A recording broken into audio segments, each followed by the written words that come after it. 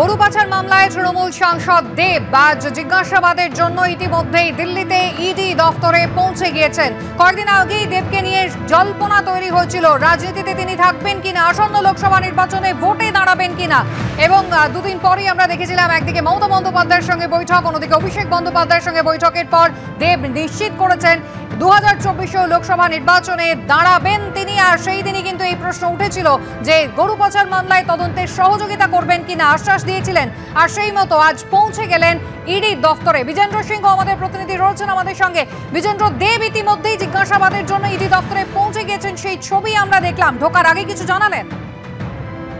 দেখো, ঢোকার আগে যেটা উনি জানালেন তাকে এই প্রশ্নটাই করা হয়েছিল, তাকে আজকে ইডি ডেকেছে। 1.5-2 বছর আগে একবার ডেকেছিল, এই কেসেই আবার তাকে ডেকেছে। সেক্ষেত্রে নতুন কোনো প্রশ্ন তাকে জিজ্ঞেস করেছে ইডি। তিনি জানিয়েছেন যে তাকে কিছু জানানো হয়নি, শুধুমাত্র তাকে ডেকে পাঠানো হয়েছে ইডির তরফ থেকে। এবং তিনি যেহেতু একটা তদন্তকারী সংস্থার যে রাইট রয়েছে তদন্ত করার, সেটাকে তিনি সম্মান করেন। তিনি কোনো অন্যায় করেননি, তিনি কোনো অসৎ কাজ করেননি, তাই তিনি যখন তারা ডেকেছেন তিনি চলে এসছেন ইডির সদর দপ্তরে। এটাই তিনি জানালেন। তাকে এটাও জিজ্ঞেস করা হয়েছিল কি এনামুল হকের অভিযোগ এরকম রয়েছে কি এনামুল হকের কিছু টাকা তার সিনেমাতে এসেছিল, তিনি সেখান থেকে কিছু টাকা নিয়েছিলেন। সেটাও তিনি ডিনাই করেন কি তিনি কোনো অসৎ টাকা নেননি, এবং সেটা গতবারও যখন তাকে ইডি ডেকেছিল সে কথা তিনি জানিয়ে এসেছিলেন। তা সত্ত্বেও আজকে যখন তাকে ডাকা হয়েছে তিনি এসছেন। তাকে এই প্রশ্ন করা হয়েছিল কি তিনি কেন সময় চাননি, কেন এর আগে আমরা দেখছি অনেক নেতাদেরকে যখন ইডি ডাকছে তারা সময় চাইছেন বা কোর্টে যাচ্ছেন, এই ধরনের একটা অপশন তাদের ওপেন রয়েছে। তিনি বলেন যে যেহেতু তার কাছে তিনি কোনো অসৎ কাজ করেননি, কিছু খারাপ কাজ করেননি, সেক্ষেত্রে তার কোনো ভয় নেই। যখনই ইডি ডেকেছে তিনি সেই সময় চলে এসছেন। তার হয়তো কোনো বড় শুটিং থাকলে তিনি সময় চাইতেন, কিন্তু ইডির কাছে পেশ হওয়ার জন্য তার কোনো সমস্যা নেই, সে কথা তিনি আজকে জানিয়েছেন। শেষ কোশ্চেন যখন এটা করা হয়েছিল কি যেহেতু তিনি আবার ঘাটাল থেকে এমপি ক্যান্ডিডেট হবেন অ্যানাউন্স করেছেন, তাই কি তাকে ডেকে পাঠানো হয়েছে, তিনি হাত জোড়ে বলেন কি এটা নিয়ে তিনি কোনো কথা বলবেন না, রাজনীতি নিয়ে।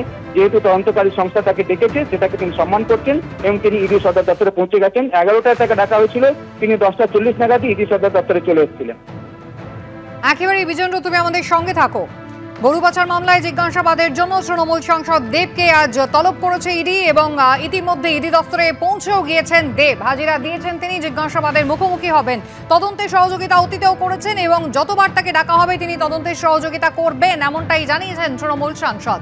এর আগে তিনি রাজনীতিতে থাকবেন কিনা তা নিয়ে জল্পনা শুরু হয়েছিল মাত্র কয়েক সপ্তাহ আগে, যদিও সব জল্পনার অবসান দেব নিজেই করেন। মুখ্যমন্ত্রীর সঙ্গে বৈঠক করেন অভিষেক বন্দ্যোপাধ্যায়ের সঙ্গে, এবং তারপরই জানিয়ে দেন 2024-এও তিনি ভোটে দাঁড়াচ্ছেন। এবং তাকে যখন এই দুর্নীতি সম্পর্কে জিজ্ঞাসাবাদ করা হয়, গরু পাচার মামলা নিয়ে যখন জিজ্ঞাসাবাদ করা হয়, সেই সময় দেবের বক্তব্য ছিল যে তিনি কোনো দুর্নীতির সঙ্গে জড়িত নন, কোনো টাকা পয়সার লেনদেনের সঙ্গে তার কোনো সম্পর্ক নেই, এবং যদি তা প্রমাণিত হয় তাহলে তিনি রাজনীতি থেকে সরে দাঁড়াবেন। যদিও তদন্তে যতবারই তাকে ডাকা হবে তিনি তদন্তে সহযোগিতা করবেন, কারণ তিনি চান সত্যি সামনে আসুক। এবং সেই মতোই আজ ইডি যখন জিজ্ঞাসাবাদের জন্য ডেকে পাঠিয়েছে তৃণমূল সাংসদকে, নির্ধারিত সময় দেব এসে পৌঁছেছেন, ফর্মালিটিস পূরণ করেছেন, এবং ইতিমধ্যেই জিজ্ঞাসাবাদের জন্য তিনি পৌঁছে গিয়েছেন ইডি সদর দফতরে।